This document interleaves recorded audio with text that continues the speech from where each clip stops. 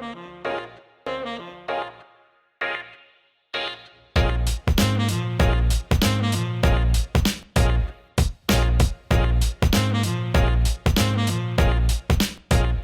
to our Electrical Principles and Practice NCV Level 2 lesson for today. My name is Mr. Sanjeevi, and today I'm going to be teaching you about measuring and testing instruments.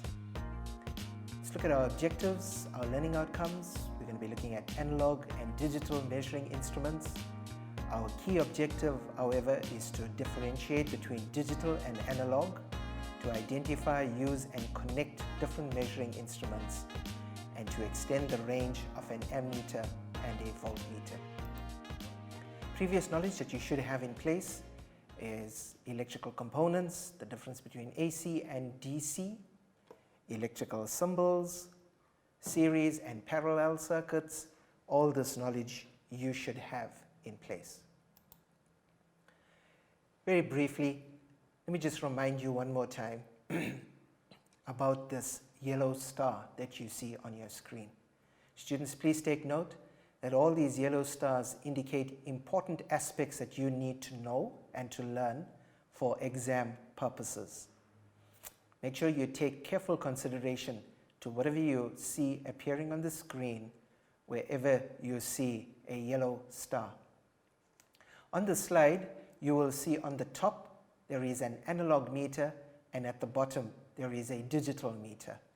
How do I tell the difference? An analog meter has a moving pointer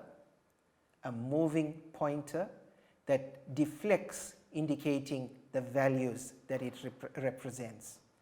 Whereas a digital meter has an LCD screen which has digits that appear on it.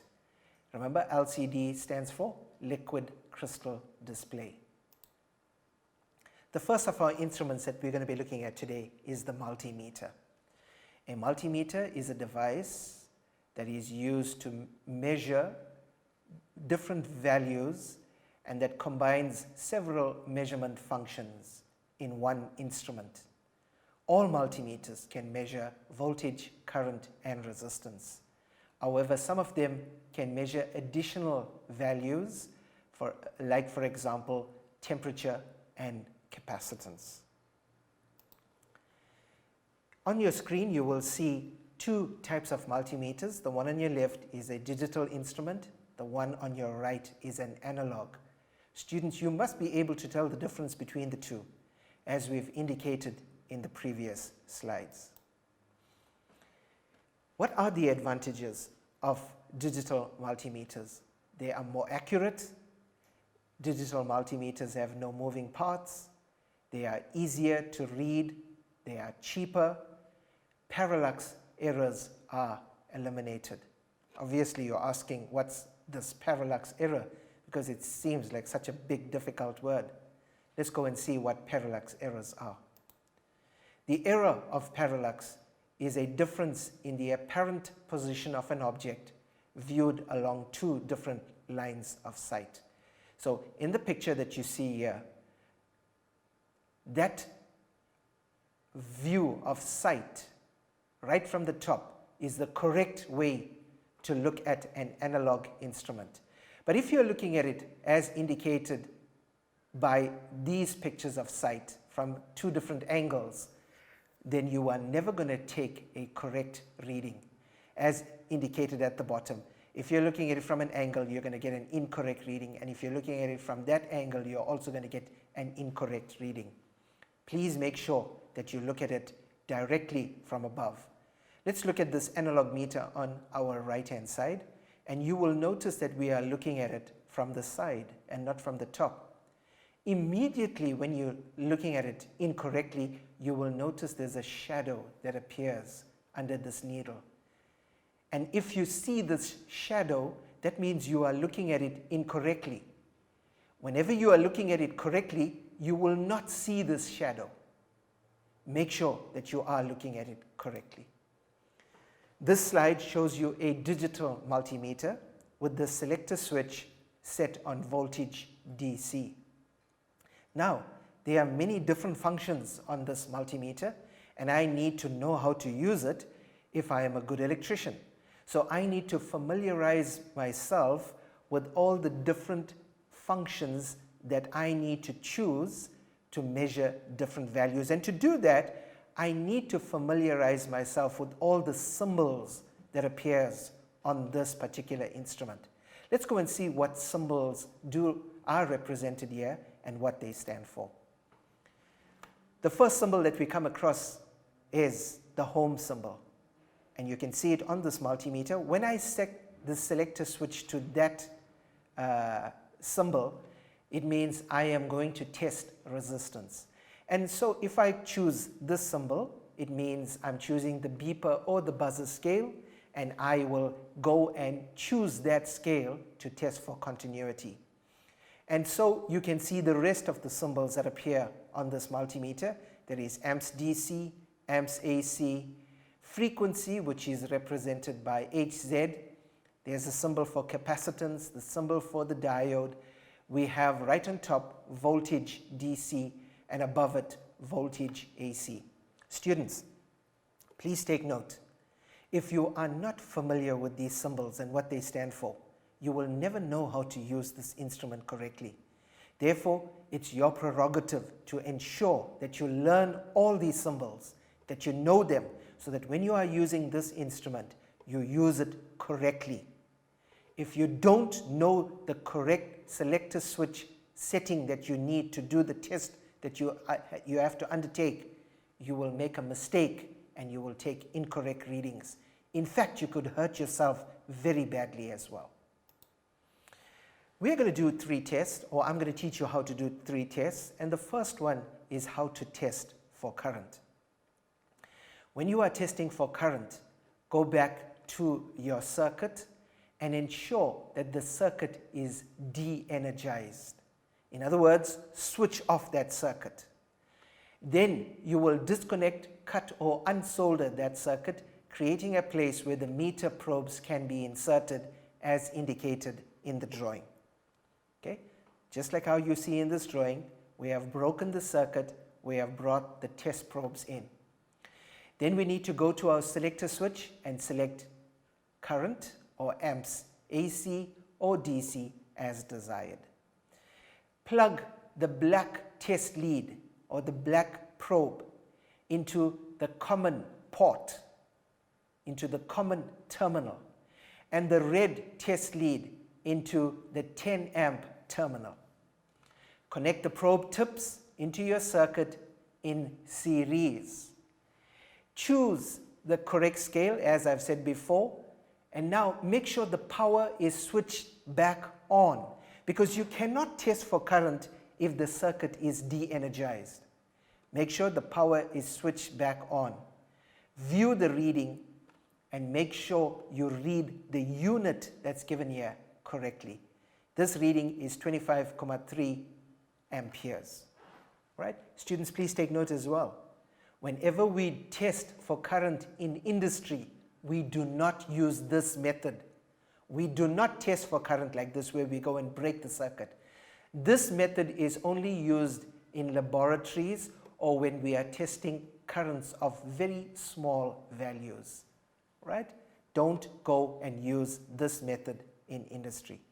The second test that we're going to do is a voltage test. When we test for voltage, make sure that the red lead is put onto the voltage terminal and the black lead is put onto the common terminal, right? The common port. Choose the correct scale. You can either be testing for voltage AC or for voltage DC. And then touch the probe tips across whatever you are testing. Maybe it's a battery, maybe it's a resistor, but whenever you're doing this test, remember you are going to be doing a voltage test in parallel. Check your readings that appears on the screen of your multimeter, and also make sure you look to determine the unit that is being used. Whenever you are testing for voltage, ensure the circuit is energized. You cannot test for voltage on a circuit that is switched off. Our third test is a test for resistance. How do you test for resistance? Students, let me stress this point. Whenever you are doing a resistance test, always make sure that the circuit is de-energized. Always make sure that the circuit is de-energized. You can never do a resistance test on a live circuit. Plug the black test lead onto the common port and plug the red test lead onto the Holmes terminal. Remember, whenever we're testing for voltage, whenever we are testing for resistance, we are testing in parallel. Please, students, ensure that you do that. Test for resistance, test in parallel. When you are taking your readings, make sure you note the unit of measure. If you took this reading and if you told me this reading was 25 ohms, 25,01 ohms, then you would have taken an inaccurate reading because the unit here says kilo ohms. The correct reading should have read 25,01 kilo ohms. Make sure that you always look at the units for whatever you are measuring. Now we're coming to moving iron and moving coil instruments. Whenever you are using these particular devices, an analog measuring instrument must have an operating or deflecting device, a damping device, and a controlling device. Let's take a note of a few things from the table that we have indicated on our slide. When we are using moving iron instruments, our measurement is done in AC and DC. However, our moving coil instrument the measurement is only in DC. In moving iron instruments, our scale is nonlinear. In moving coil instruments, we use a linear scale. In moving iron instruments, they are controlled by spring or gravity, whereas moving coil instruments are controlled by springs. And moving iron instruments are damped using air, whereas moving coil instruments, damping takes place by the use of eddy currents. In these two drawings that you see appearing on your screen, you will notice that in moving iron instruments, there are two types. There is the attraction type and the repulsion type. However, in moving coil instruments, we have the permanent magnetic type and the dynamometer type. In the slide, you will see we have different ways of connecting up meters. In the first drawing, you will see an ammeter and a voltmeter connected up in a circuit. Students, please take note, this is an ammeter and a voltmeter connected up in the circuit. Sometimes the examiner could ask you just to draw the ammeter only, or just draw the voltmeter only. If they told you draw the ammeter only, don't draw this part here. Leave out this voltage part of that circuit. But if they did tell you to draw the voltmeter in a circuit, then remove the A in the circle. Don't have anything there, but draw this part of it.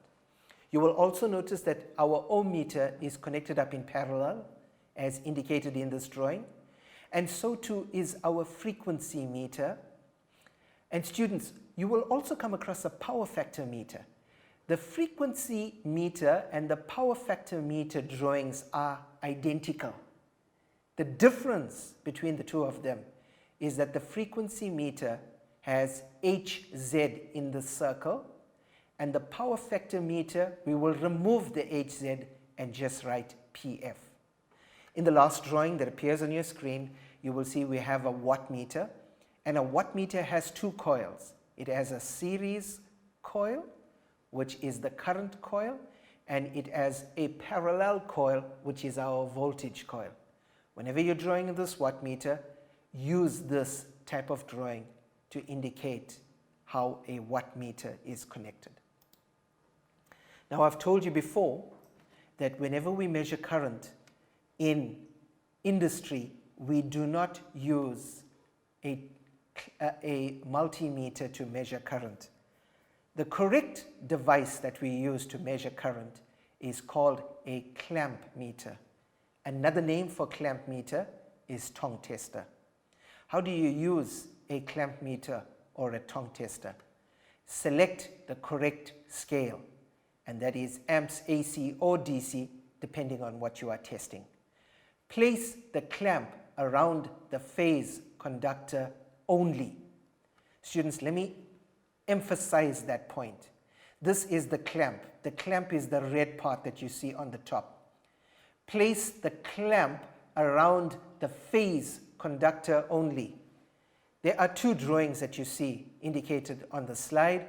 In the first drawing, you see that we don't have the clamp around the phase conductor only. We've got the clamp around the phase conductor and the neutral. That is incorrect. You should remove the neutral wire and only put the clamp around one conductor. In the second drawing, you will notice that we have three phases that are coming to this circuit breaker. Whenever you are testing those three phases, the red phase, the yellow phase, and the blue phase, make sure you test them one phase at a time. You cannot put two conductors or three conductors around or inside this clamp. Only one conductor at a time. Whenever you are testing for current with this instrument, make sure that the circuit is energized. In other words, the power is connected. The last instrument that we're going to be looking at for today is an insulation resistance tester, or MEGA. Now, on your left-hand side, you will notice that we have an analog MEGA, and in the center, we have a digital MEGA. However, I've also included a picture of a multimeter. Now, a multimeter looks very similar to this digital MEGA. And that's the reason why I've included it here, because I want you to be able to easily identify which is the correct instrument that we will use whenever we are doing a MEGA test. On the MEGA itself, you will see that it has three voltage values, three scales that indicate voltage, and it starts at 250, it goes to 500, and it goes to 1000 volts. But what you will see there is that all of them are indicated in red. Whenever those voltages are indicated on a MEGA, they will always appear in red. Always appear in red. Even in this analog MEGA, here you can see it, 250, 500, 1000, and they appear in red. Your MEGA will also tell you, like indicated right at the top of this instrument, insulation tester, and right at the bottom here as well, it says insulation continuity meter. Right? So you must be able to identify the device that you are using. Otherwise, you could use the wrong device and you could end up hurting yourself very badly or taking incorrect readings. How do you use an insulation resistance tester or MEGA? As I've said before, a MEGA is a very dangerous instrument. It can shock you. A MEGA test is done to determine if the insulation of a component, conductor, or equipment is damaged. When doing an insulation resistance test, always use double the rated voltage. If the equipment is rated at 230 volts, like for example, your stove or your kettle, make sure you choose the 500 volt scale to do the test. Never do a MEGA test, and let me say that again, never do a MEGA test on a live circuit or an energized circuit. Make sure the circuit is de-energized before you do a MEGA test. Whenever you are doing a MEGA test, remove all the bulbs, unplug electronic devices, and disconnect capacitors before beginning the test. Your acceptable readings will always be 1 megaohm and above. Precautions when using measuring instruments. Never use an ohmmeter on a live circuit. Never connect an ammeter in parallel. Never connect a voltmeter in series. Always choose the correct scale. Make sure you choose the correct instrument for the application, and do not use test probes that are damaged.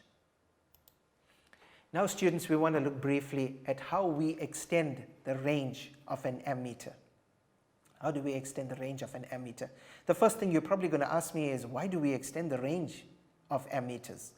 We extend the range of ammeters so that we can take higher values of readings than we normally do. So if we're going to read a high value of current, then I need to extend that range of that ammeter. How do I do that? How do I extend the range of an ammeter? Let's go and look at it very briefly and see what we want to do. We will take a shunt resistor and we will connect it up in parallel to that ammeter. Let me say that one more time. We will take a shunt resistor and we will connect it up in parallel to the ammeter. When we do that, we now have a parallel circuit. And because we have a parallel circuit, the current that travels in the circuit is very important for us to take note of it. IT is equal to ISH plus IM.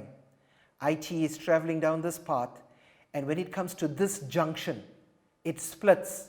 Some of it will come down as ISH, some of it will travel down this path as IM. And you can see here on this particular slide, I have indicated IT is equal to ISH plus IM. Okay? Our main formula, however, is RSH is equal to IM times RM divided by ISH. And you will find this formula. You will find this formula on your exam formula sheet. Let's go and see a typical question that comes up in your exam. Okay, so here's our typical question. A moving coil instrument with a resistance of 5 ohms gives a full scale deflection of 10 milliamperes. Calculate the shunt resistance required to use the instrument as an ammeter for a 2 amp current flow. So this is a question that you're probably going to come across in your exams. The first thing we want to do is to write down all the information that is given. I am given 2 amp current flow. Remember, I have 10 milliamperes, which is traveling through the instrument. There's the instrument here, and there's a current that travels through it, so that becomes the current of my meter, IM. But I have also been told that there is a 2 amp current flow that travels through the circuit. I'm going to label this 2 amp current flow my IT. So I have IT, I also have IM. Then they told me that this instrument has a resistance of 5 ohms. So I'm going to call that RM, the resistance of the meter or the instrument. All right, so here's it here. IT is 2 amps, RM is 5 ohms, IM is 10 milliamperes. IM is a current traveling through that meter. Here's my formula. RSH is equal to IM times RM divided by ISH. Let's go and see if I have everything that I need to do this calculation. Do I have IM? Yes, I do. Do I have RM? Yes, I do. Do I have ISH? No. I don't have ISH. So I need to determine what's ISH. And I'm going to use this formula here. ISH is equal to IT minus IM. Where did I get that formula? I got it from the previous table. IT is equal to ISH plus IM. If I make ISH the subject of this formula, ISH becomes IT minus IM, as indicated here. I know what's the value of IT. It's 2. It's given to me. And I know what's the value of IM, 10 milliamperes. But wait, why did I put 10 divided by 1000? The SI unit for current is not milliamperes. The SI unit for current is not milliamperes. I need to bring it back to the base unit. The base unit is amperes. To convert milliamperes to amperes, I need to divide by 1000. And therefore you see 10 divided by 1000. And my answer is 1,99. Now that I've worked out the value for ISH, I can bring my main formula back in. And I've said RSH is equal to IM times RM divided by ISH. Let's put in all our values. IM is 10. Remember, I need to convert it from milliamperes to amperes. And therefore, I will divide by 1000. I have the value for RM, which is 5. And I have calculated ISH, which is 1,99. And my answer is going to be 0,025. And that's basically what the question is going to look like that will come out in your exam. The other question that you're going to come across is, how do you extend the range of a voltmeter? To do this, we bring a series resistor and we connect it up in series to the instrument. IT is equal to IM, and that is very important to identify in the circuit, because IT is the total current and IM is the current that travels through the meter. Students, in a series circuit, current remains constant. So the current throughout the circuit is always going to be the same. Let's go and look at a typical example. A moving coil instrument with a resistance of 5 ohms gives a full scale deflection of 10 milliamperes. Calculate the series resistance required to use the instrument as a voltmeter up to 12 volts. What's given? VT is given as 12, RM is given as 5, IM is given as 10. There's it here. Let's put it into, and don't forget IT is IM. Let's put it into our formula. Remember, we said VT, RSC is equal to VT divided by IT minus RM. I know what's VT, 12. I know what's IT. Remember, I said this is a series circuit, therefore IT and IM is the same, which I will use as 10 divided by 1000 minus 5, and I'm going to get an answer of 1195. Students, in the exam, this is how this question appears. A moving coil instrument with a resistance of 5 ohms gives a full scale deflection of 10 milliamperes. Calculate the shunt resistance, calculate the series resistance. I want to highlight, many students, when they are calculating the series resistance, they take this as their current value for calculating RSC, and they don't use this. Don't make that mistake. Always use this value for the second part of your question as your IT. In conclusion, in this lesson, we studied measuring instruments. You, the student, are now able to easily identify the differences between an analog and a digital measuring instrument. You should be able to identify, use, and connect different measuring instruments. You should be able to extend the range of an ammeter and a voltmeter. Thank you. Make sure you keep safe. Practice your social distancing. Till we meet again.